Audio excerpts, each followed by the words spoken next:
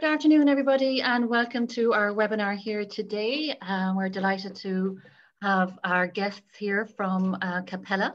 Karina Turley is joining us today, and she's going to be taking us through how you can make your workplace safe and secure and make sure that you are covered as an employer. Just a little bit about us before we start. We started off in 2016 as Employ Mum. We're all about flexible work, and we started off, as the name suggests, as looking for flexible work for mums so that they could stay in their place. We have since branched out to add EmployFlex to our offerings, and we are primarily a recruitment agency. So at the moment, we've got a database of over 5,000 high caliber candidates registered with us, all seeking flexible work. And we also do training for remote work and for leaders and managers. And we also offer coaching for candidates and leaders in the remote work field as well. So as I said, we're all about flexible work, and remote work is part of that. And we're all very au fait with remote work as we've been thrown into it for the last 12 months. And it's just something that has come up in speaking to our clients a lot about, you know, what are their responsibilities when it comes to their employees working from home? Are they liable for their health and safety? And so we're delighted to have the experts here today to tell us exactly what is the situation if you have employees working from home. So Capella are experts in remote ergonomic training and risk assessments for employees working from home. And they partner with businesses to ensure that their employees thrive, whether they're working from the office or from home. And so look, we're going to leave it over to Karina. She's going to go through her presentation. And we won't interrupt her as she's going through her presentation. So if you have any questions while she's going through, you can just pop them in the questions and answers box. If you hover over the bottom of your page there, you'll find the question and answer feature there. So just pop your questions in there and Karina will answer them over to the presentation. So over to you, Karina, and we'll talk to you. Thank you. Thank you. So I'm just going to share my screen here, Karen, if that's okay.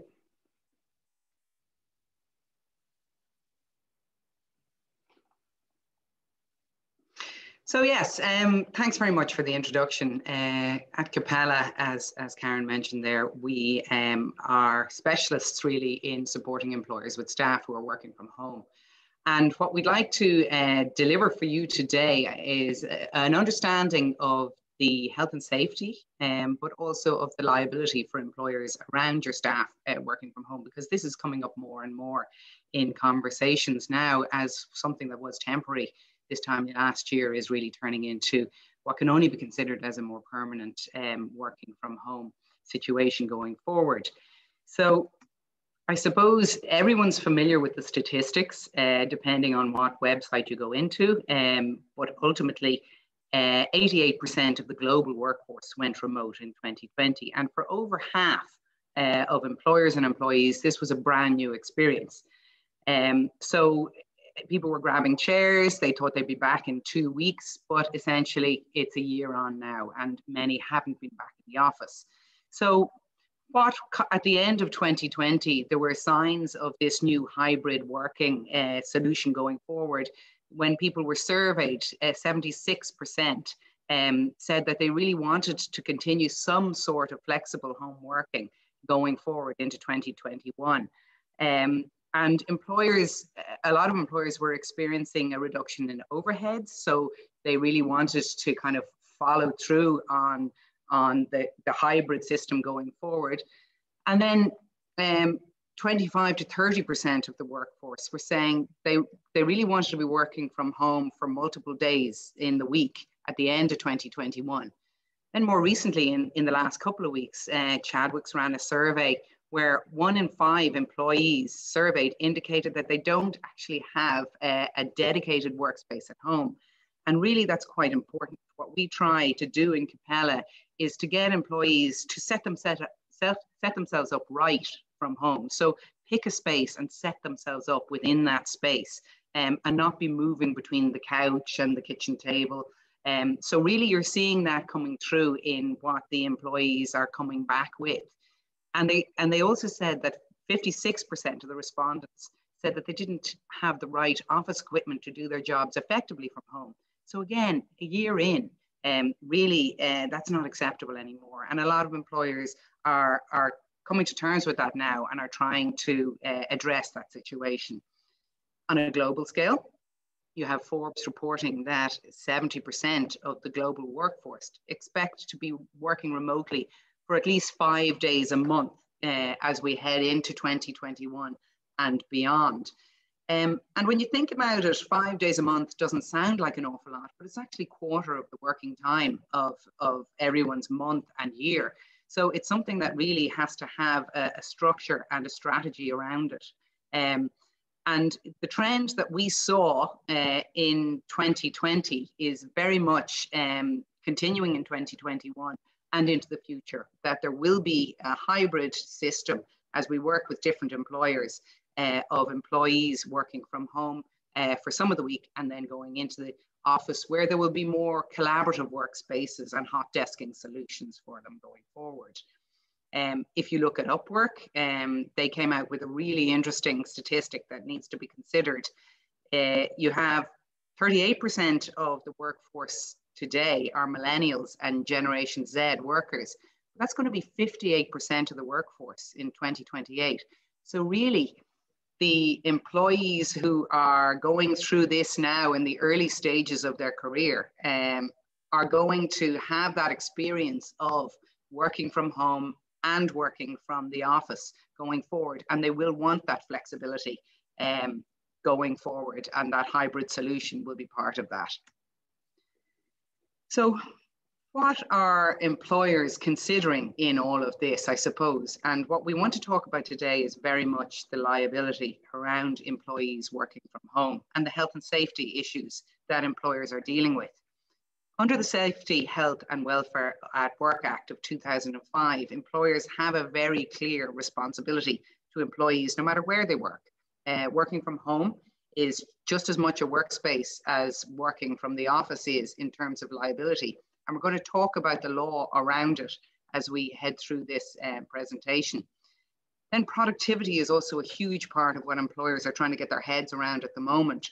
So if you have an employee who has young children and is working in a tight environment, maybe a partner working from home as well, or older children who are also working from home, or generations in one house, you certainly can run into some real productivity issues.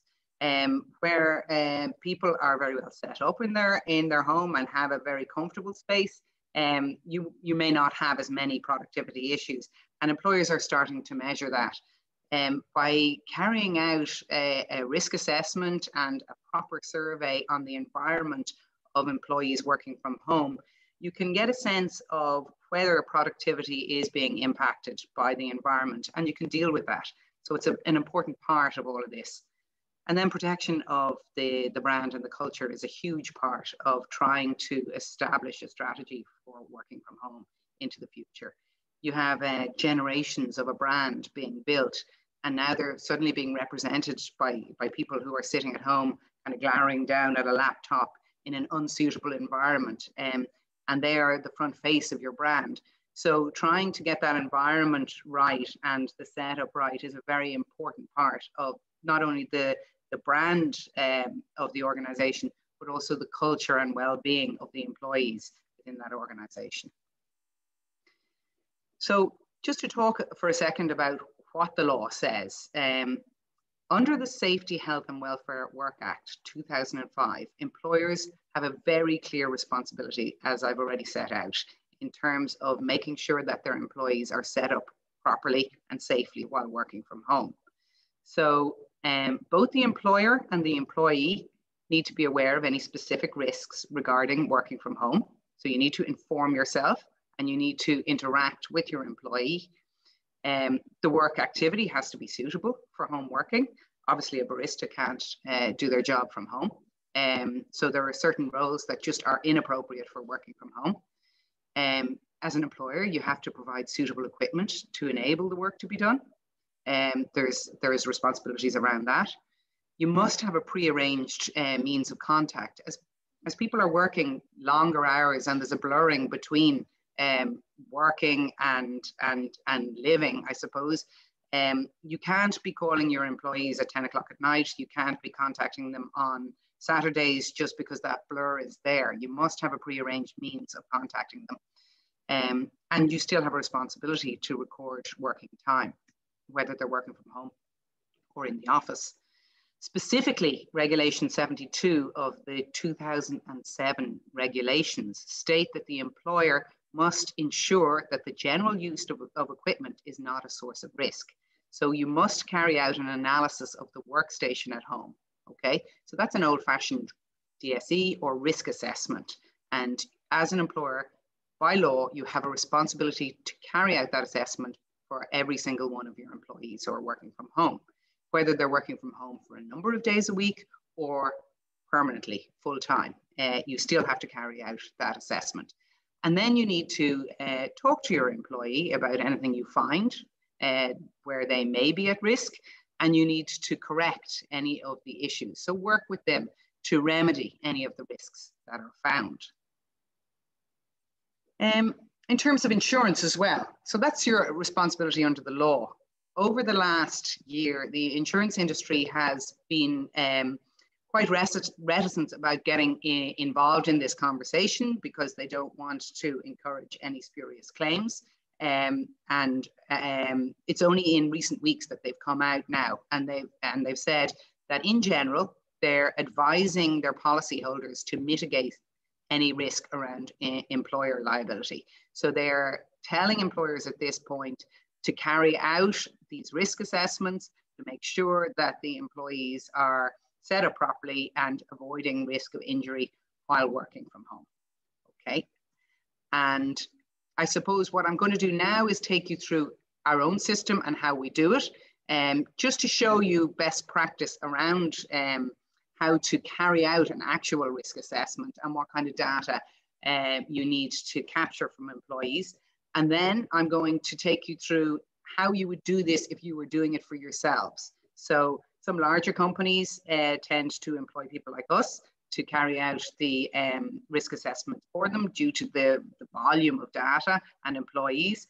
But if you have just a few employees, you can absolutely manage this yourself. I just want to take you through how we do it and then take you through the kind of considerations you need to have in mind before you take this on as an internal process and make sure you have the resources in place.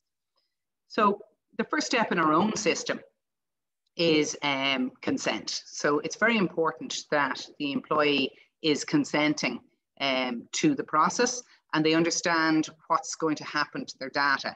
You need to be very careful about GDPR compliance. You don't want to be taking photographs of employees at their desk and emailing them around. You want to have a clear system how to capture the information that you are taking in terms of data on employees. So that's the first step of any process, I suppose. Then you go into ergonomic training. It's very, very important that you explain the best way for employees to set themselves up while working from home. It's not really the employee's responsibility to be experts in ergonomics. It's the employer's duty of care to make sure that they are in a position that they understand how to avoid injury. So an ergonomic training is a very good way of doing that. Our own system uses an ergonomic training video that takes them through best practice and explains things. In this one, you can see the man there has his monitor at eye level. And there are other ways to do this as well. There's information, the Health and Safety Authority has some good information on this. And if you partner with a professional health and safety company, like ourselves, you can have training courses carried out for you for all your employees. Then really you need a self-assessment element to any risk assessment at the moment, certainly in this pandemic, and questionnaires are a great way to do this. So you need to find out if your staff are experiencing any musculoskeletal discomfort, and that's, you know, neck discomfort, muscular discomfort, wrist discomfort like carpal tunnel or anything like that. And you need to have a way to capture that information from them. Again, we use a questionnaire based on some of the questions that the Health and Safety Authority recommend, and then some questions that we would have developed over the last year, having analysed employees' responses. But whatever system you use, it's really important that you give employees the opportunity to formally flag an issue. So there should be a free text box in this questionnaire where they can let you know if they are having an issue. And then you can go back to them and you can try to solve that issue with them. But you have a record of that, and then you keep a record of how you went back to them and tried to solve it. Try to capture visuals of their workstation. So this is an important step as well, because if you just carry out the questionnaire, then you're pushing the responsibility of this risk assessment to the employee. And that's not their responsibility. You can't, as an employer, divest yourself of the responsibility of analysing this data. So you really need the questionnaire and the photographs to go hand in hand. Our own system has software in the background that will measure up the desk in terms of compliance, and then we'll bring in an ergonomist to do an overall risk assessment of the photographs and the questionnaires together. So you do want that human eye looking over all of the results that you've captured to make sure that you are doing your best by employees. Sorry. Again, it's very helpful to have an overview of the information that you are gathering. Essentially, you're carrying out a risk assessment on each one of your employees. You're looking at each of their environments, and you're making sure that they are not in a situation where there are risks and hazards. But then it's very helpful to have a means of gathering the overview of all of those reports, so that you have an easy snapshot for yourself and you can dip in and out, and you can see whether a follow-up needs to be carried out, and you can record what conversations happened when, try to timestamp the information in terms of when the conversation was carried out, and next steps as well. This is a picture of our own dashboard, and the reason I put this here was that I wanted to draw your attention to the bottom left-hand icon there, which is high-risk cases. And what you really need to do is find a way to identify high-risk cases. If you have 100 employees and employee number 99 is sitting in their shed under a shelf full of heavy paint cans, and they put the shelf up themselves and it's kind of beginning to bend, you want to know that you can identify that employee quite quickly, and you can interact with them quickly and deal with this risk that would be considered a high risk. So in our own system, we have a way of analysing that, and there's a button you can click on and you can go straight to the high risk cases. So what you would be doing in your own situation, if you were gathering the information, you would need a way to quickly assess from the photographs, maybe do an overview initially and see if there's anything that rings any bells. So you would immediately deal with them first. And you don't just go through first in and deal with them one by one, that you have a way of identifying if there is a problem there. And there isn't a huge amount of high risk problems that we're finding. So you shouldn't be too concerned that this is a can of worms where there's going to be loads of high risk cases that you just you can't get to, or you don't know how to deal with. Certainly there have been a few, but in terms of percentages, high risk cases typically tend to come in at maybe around 5%, and so not all of them would be as dangerous as sitting on heavy paint cans or anything like that. So as I said, what you want is to pull all the information together. You're pulling together a story, I suppose, for yourself. You are getting the questionnaire from the employees where they're self-declaring, and you should design your questionnaire so that you're capturing any of the important information that could cause injury. You need to marry that then with the photographs, and you need to be experienced enough to know what you're looking at in terms of carrying out risk assessments if you're designing your own system. So what do? The first step obviously in dealing with this is to make a plan. You need to define what resources you can dedicate to this process. So what we're finding when we're interacting with companies is that your traditional health and safety generalist working within a business, or your HR manager, or even your operations or facilities manager, is having this handed to them as something that they now need to do. So you need to be realistic about the amount of time that this is going to take and whether it can be added to the daily tasks of the person in that role.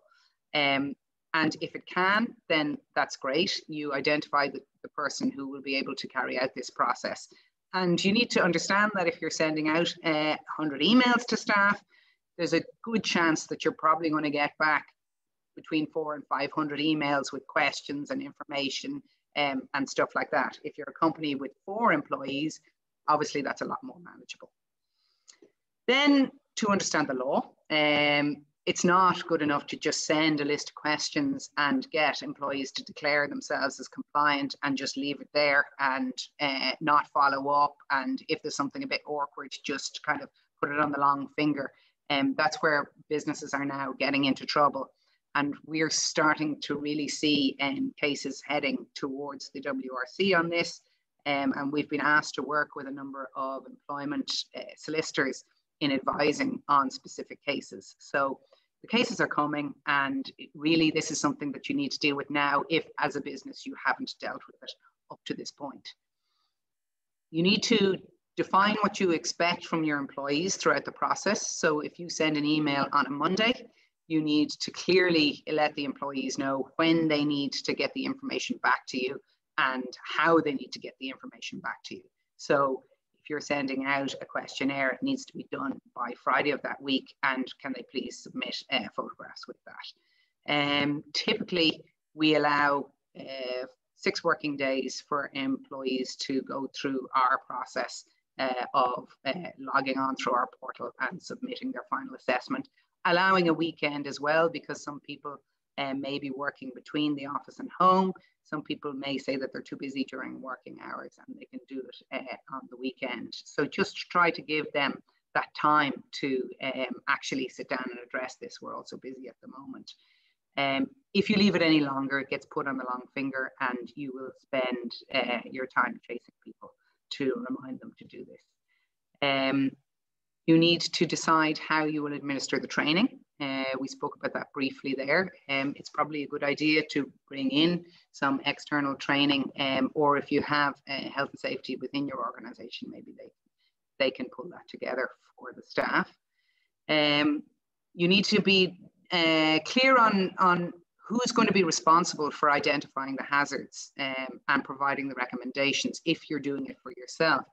Again, health and safety generalists mightn't necessarily be trained in the same way as occupational therapists and ergonomists, may not be comfortable carrying out the risk assessment themselves. Having said that, the law defines the person who carries it out as a competent person. So if a health and safety professional does feel that they have that experience and they're comfortable with it, there's no reason why they can't carry out these risk assessments within your organization. Determine the parameters for what you'll provide.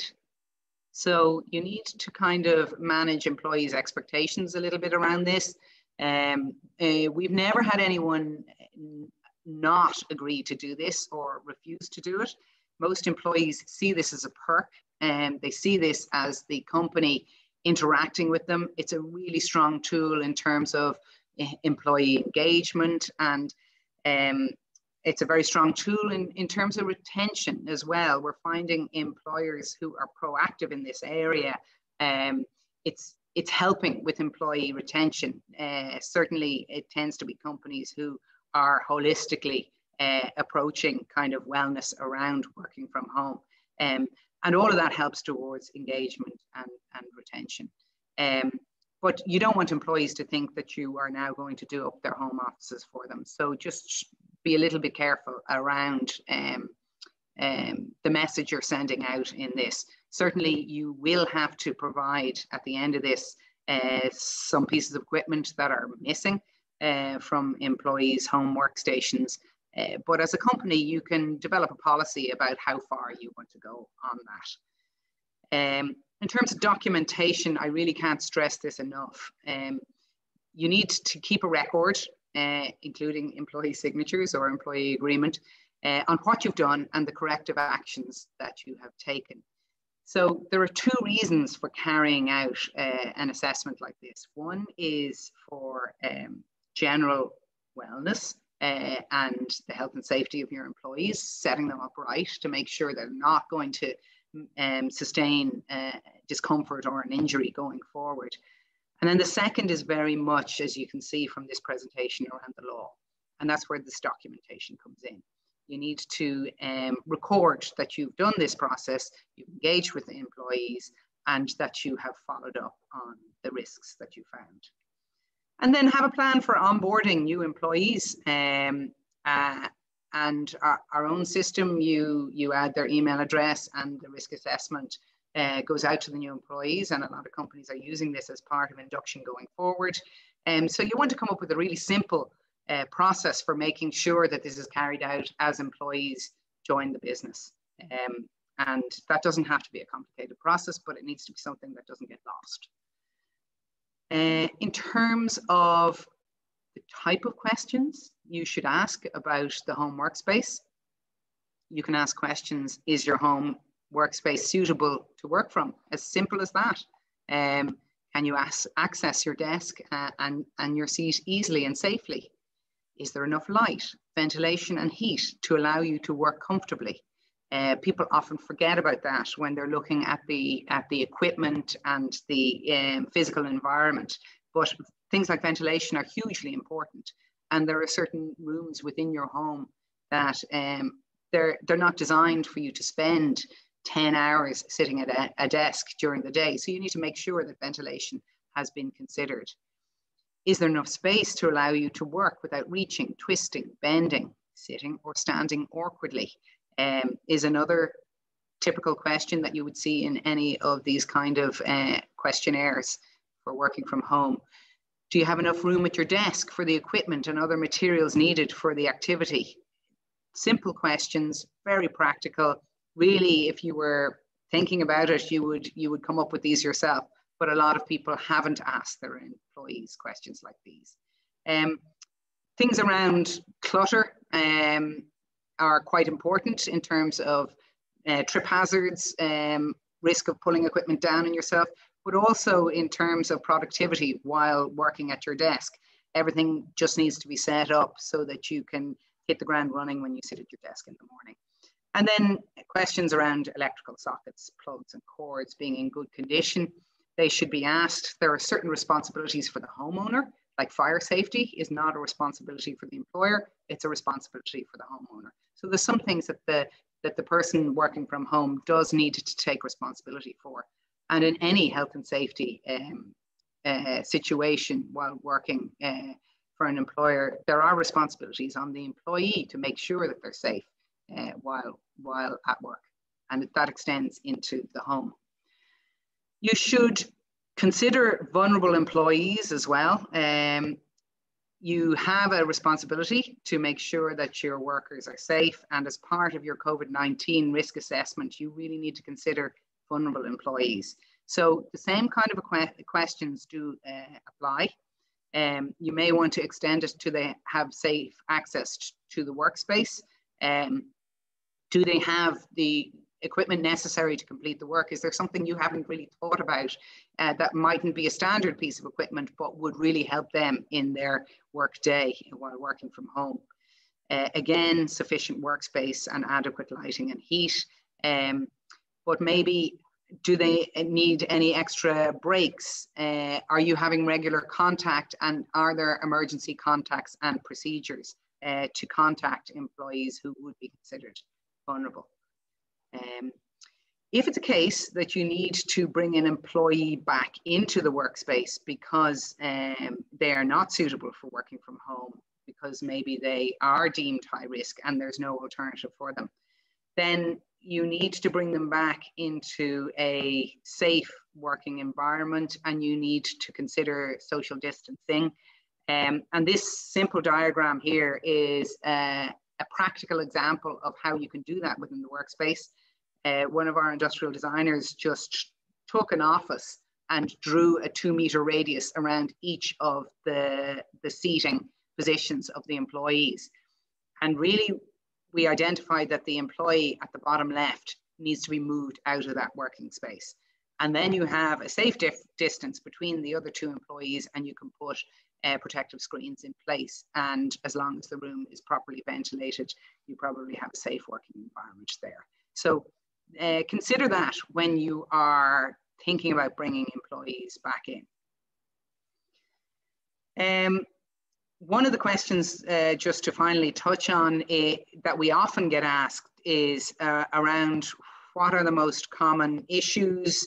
You know, are we opening a can of worms? We don't have a huge budget for this. We don't have any budget for this. You know, what are we walking ourselves into? And I suppose, as I just touched on there will be requirements from your staff for bits and pieces of equipment while working from home. We've never had a company where there wasn't a suggested equipment list at the end of this. But what we're seeing most common is a laptop stand, a separate keyboard and mouse, so that the employee is looking straight ahead, as I am looking at you now, and they're not moving their head up and down and to the side, where they're sustaining repetitive injury from repetitive movements up and down. And then the other big factor that we are coming across is that people have taken chairs, kitchen chairs, stools, lounge chairs that aren't designed to be sat on for 8, 10, 12 hours a day. And you're getting a lot of kind of back injuries around that. So certainly chairs are a very common item as well that are required by employees who are working from home. But there are ways around big furniture bills insofar as you can let employees take their office chair out of the office and into the home, which is one way of dealing with the requirement for an office chair. So certainly there is a requirement for investment in equipment, but there are practical ways you can do this. An employee can use a few reams of paper to lift up a monitor to eye level if that's what's required. So as a company, you can develop a policy about how far you want to go in terms of supplying equipment. And the question then that we would often ask is, you were responsible for one office this time last year. How many offices are you now responsible for? And to be honest, the answer is you're responsible for every office that one of your employees sit in. So you just need to deal with that and not to put these things on the long finger anymore. So Karen, I'll hand it back to you there.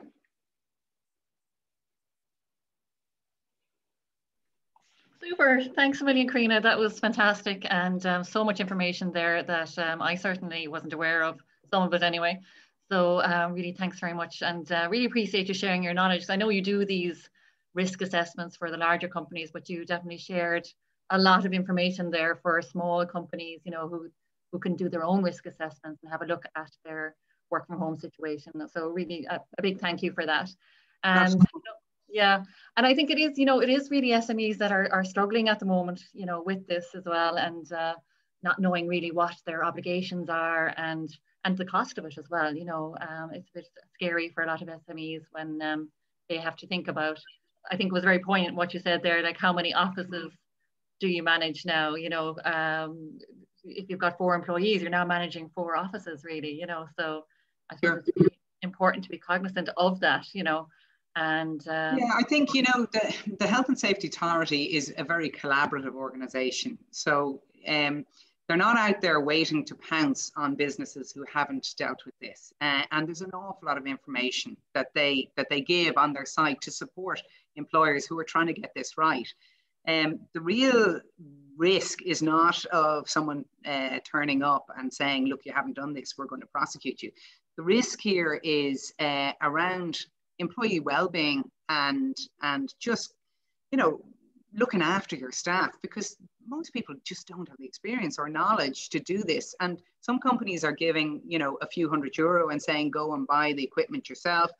But really, you know, what's to stop someone from buying a PlayStation 5 with that money? What you really want to do is put a bit of thought into how, as a business, you're going to deal with this.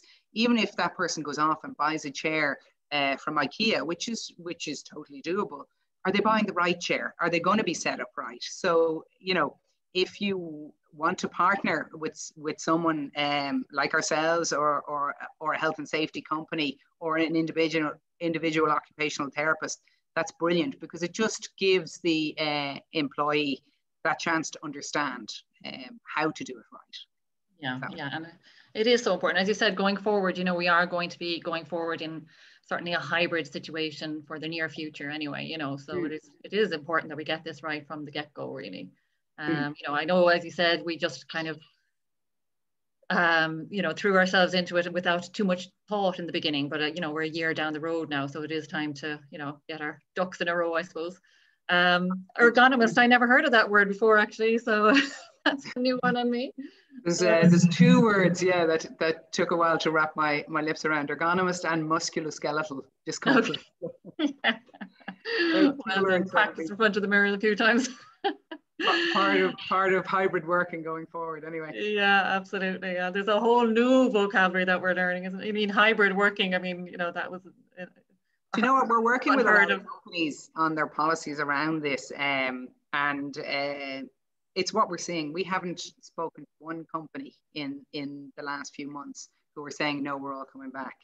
Everyone is talking about 3 days at home and two days back in the office, depending on the industry. And certainly I just can't see offices coming back full time. That's not to say that there isn't a huge place for the office as well as working from home going forward, and that kind of collaborative environment, even collateral knowledge of sitting in a room with your colleagues, picking up bits and pieces, is hugely important.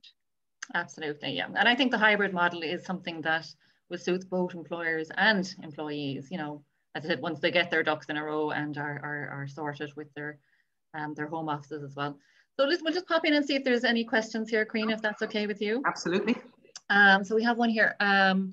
What happens if we identify an employee who is considered high risk while working from home, and what would be the next steps with that? Yeah, okay, so this is fine. There are ways to move forward. You speak to the employee about the reason they were identified as high risk. So there's a few reasons why someone could be identified as high risk. I mentioned sitting in a shed under paint cans. That's a very obvious one from an environmental point of view. It's a risk of them falling down and them being seriously injured, the employee being seriously injured. But there are other things, like if an employee in one of our surveys says that they don't understand how to report an injury or an issue, they'll be flagged as high risk, because from a legal point of view, the employer needs to get straight on the phone and say, look, this is how you report an issue. You know, do you have any issues, and follow up on that. So that could be a very easy fix, which is a conversation about the procedures of how to speak to the employer if there's an issue, and that got lost in translation slightly. Or it might be a more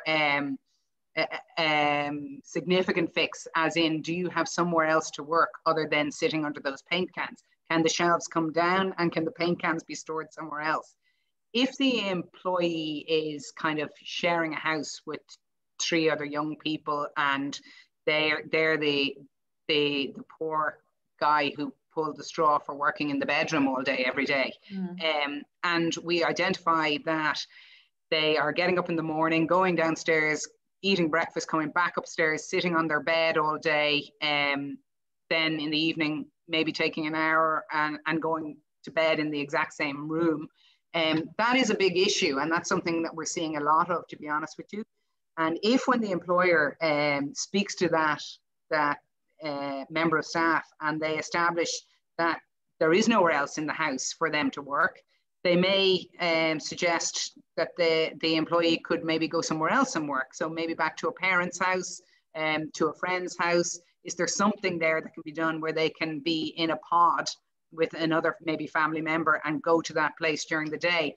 If that's not possible, then the employer needs to really consider bringing that employee back into the workplace in a socially distant, safe fashion. Because if you can't stand over the health of your employee working from home, whether that's physical health or mental health, then you need to bring them back into the office. And I know the law says you must work from home if you can at the moment, but you can't if you are at high risk of injury. So the company would have to sit down and have a really serious talk about a policy around high risk employees. Mm-hmm. I suppose going forward, when things open up a little bit, that's where the co-working hubs are going to really come into their own, I suppose. You know, if you've got a co-working space close to you, you know, you can get, and you're in that situation where you're in a shared accommodation and you're in the bedroom. You know, at least to have that option, and perhaps, you know, the employer would take it on to pay for that. If there is. Possibly. Possibly. A lot of what's happening at the moment with the bigger employers is the offices are still there. They're just at 20% capacity because they're bringing specific employees in, and they're not shouting about it. But if you feel, even if there's someone listening to this and they're in that situation that we've described, and you feel that, you know, this is not a healthy environment for you to be working from all day, every day, then you need to reach out to your employer and let them know that you really would like to return to the workspace, and come to some kind of an arrangement around that, because it's happening all over the country, but it's not being shouted about, obviously. Yeah, I suppose that's where that communication piece is so important as well. You know, when getting feedback and regular feedback from your employees when they are working from home, that, you know, it wouldn't organically happen when you're not in the office. You need to continuously look for that feedback, I suppose. Exactly, and this is a huge touch point for managers. So we usually don't carry out the follow-up on these assessments. Once we've given the report and the clear next steps and control measures, we really encourage employers to speak to the staff directly. So managers speak to their own staff, and it's a great touch point. You know, it's a great conversation, and it's a very positive conversation. Yeah, absolutely. And, you know, I suppose people want to feel valued and important, you know, particularly when they're working from home and feeling that little bit more isolated. And and a lot of the wellness events that are being carried out by companies are brilliant. You know, houseplant clinics and yoga classes and meeting on a Friday for a drink or whatever. They are brilliant, but you can't ignore the physical skeleton that is carrying out the work all day, every day. And you just need to have a conversation about how are you doing? How's the environment? How are you doing physically? You know, because sometimes people forget to just stand up in the day and move around. And being relaxed and standing up and moving around is a great way to avoid a lot of the injuries that are happening while working from home.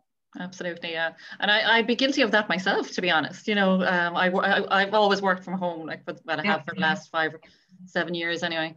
And there's some days that it comes to lunchtime and I actually haven't moved. You know, I've been so engrossed in my work or whatever. Yeah, and we're all guilty of it. But maybe set a timer on your phone. The guys here have a timer for stretching once an hour, and they all get up and stretch. You know, whatever works for you. Absolutely. Even in terms of disconnecting. I know one person that I spoke to was struggling to disconnect in the evening. So they had young kids, and they just put a teddy bear on top of the laptop. And as they walk back in towards the laptop, they go, I need to go and spend the time with the children and not on the laptop. You know, whatever works for you. If it's a very visual trigger, brilliant. If it's an alarm, whatever works. But just look after yourself. Yeah, absolutely. Yeah. Okay, next question then. Has there been any precedents with employees claiming for situations that have happened at home? Yeah, so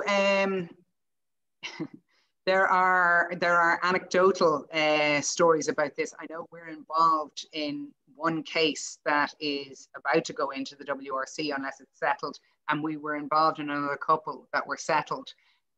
So the lag time from taking a case and it ending up in the WRC is, as you probably know, around 9 months to a year. So it's coming up now. The first of the cases around being forced to work in the office as opposed to being allowed to work from home happened in January, and an award was given to the employee.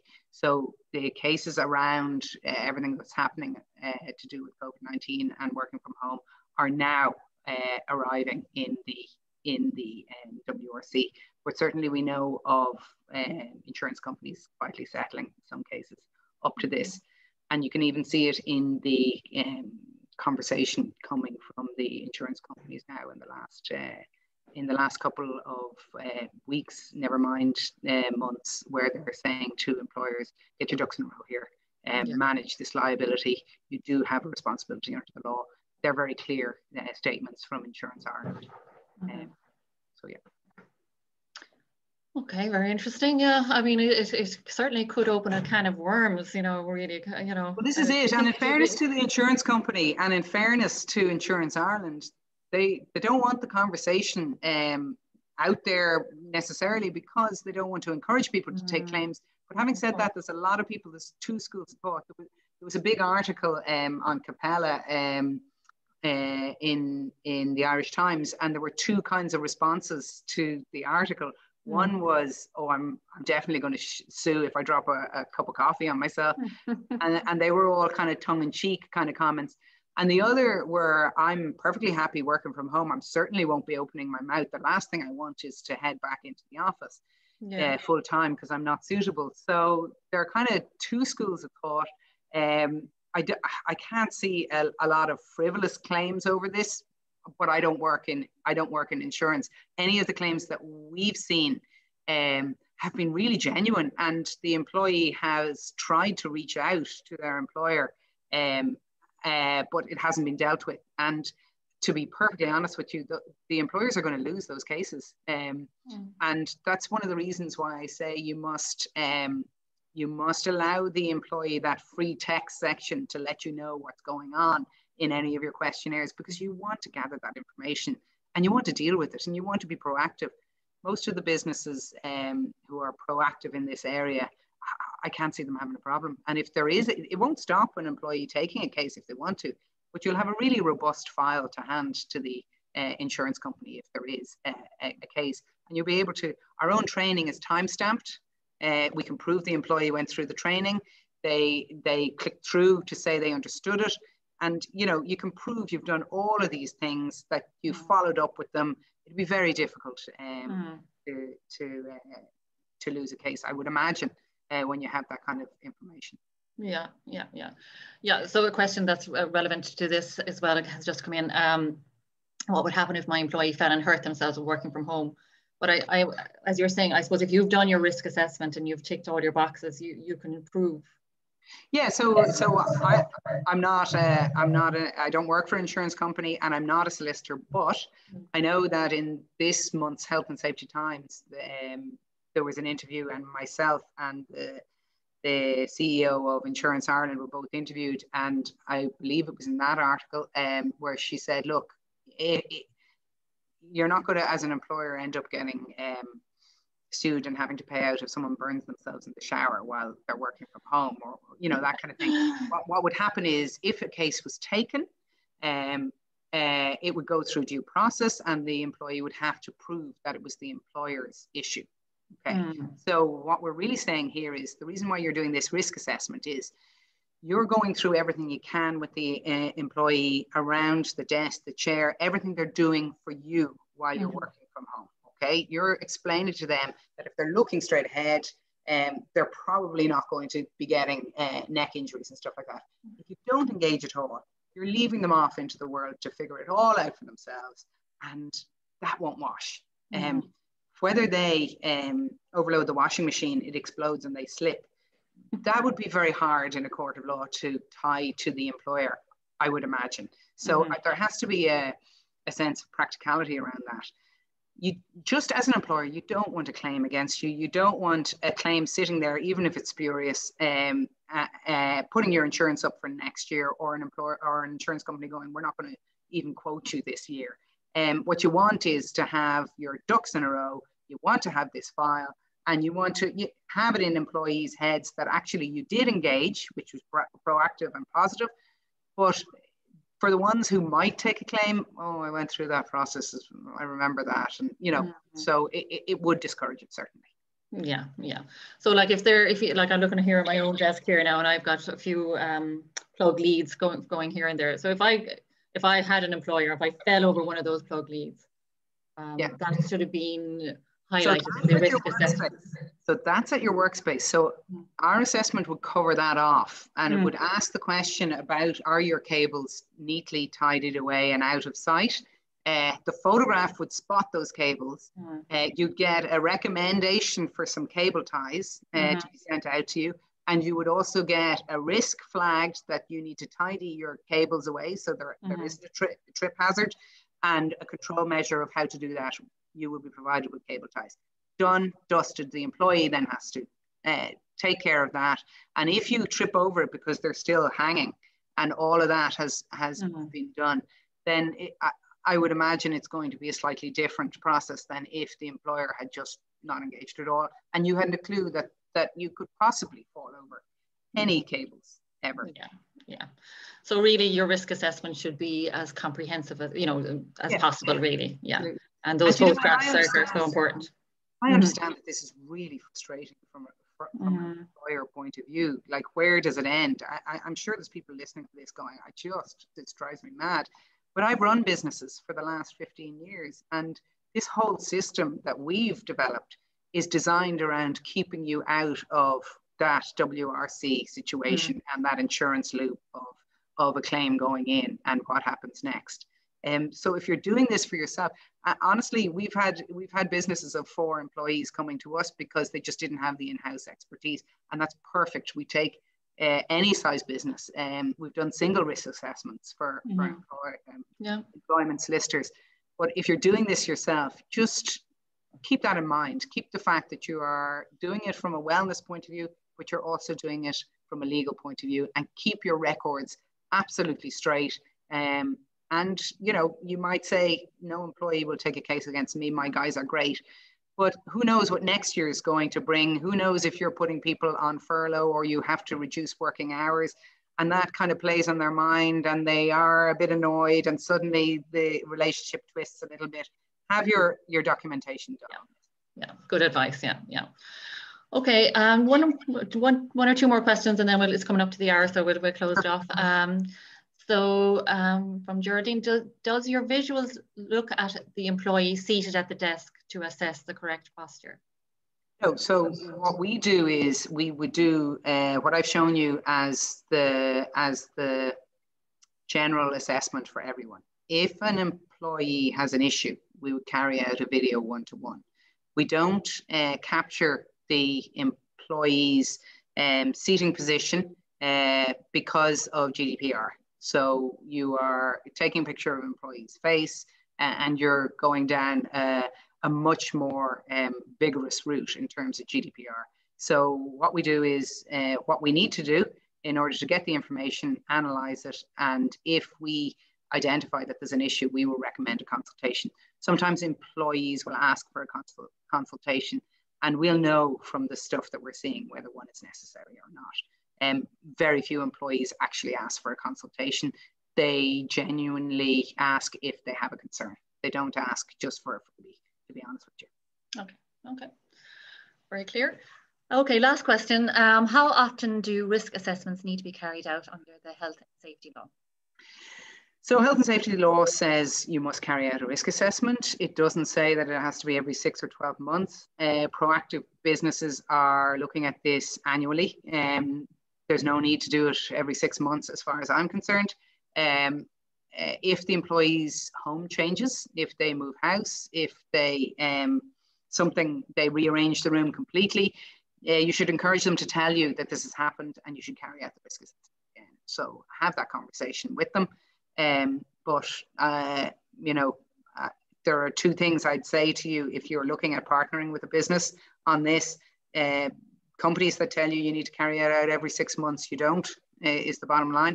Okay. And secondly, some furniture companies are offering to do these assessments for free if you buy the furniture. I wouldn't recommend that because obviously it's in their interest to sell you as much furniture as possible. And employees may not need as much equipment as is being suggested. So really, you just want to get the information about genuine risk and deal with that. Okay. Okay. Okay. Yeah, fantastic. Look, thank you so much, Karina, for Oh, sharing my your pleasure. time here today and your knowledge. And it's been a great help to, particularly to SMEs, I think, here today. So if anyone has a question, please do feel free to reach out to me at Capella. And you don't have to be a client, and you never have to be a client. We love hearing from different businesses and hearing what's going on out there. So it's learning for us as well. So if I can help in any way with any questions for SMEs, just let me know. That's very generous of you. Now, where can people find you, Karina?